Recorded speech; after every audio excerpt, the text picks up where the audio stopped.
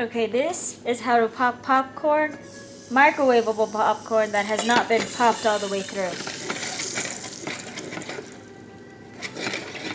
You stick it in a pan with oil, butter, and salt. And you just kind of like shake it as it pops so it doesn't burn one side and each kernel gets an evenly distributed amount of heat throughout the whole thing.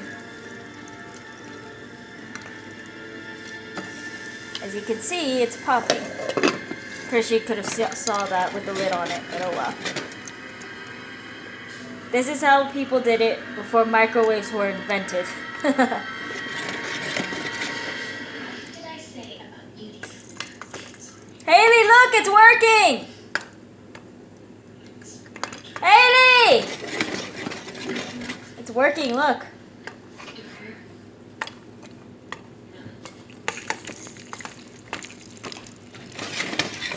Get over here, Avalon.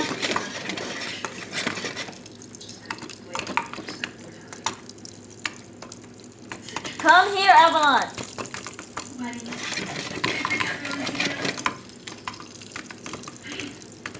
Find the butter?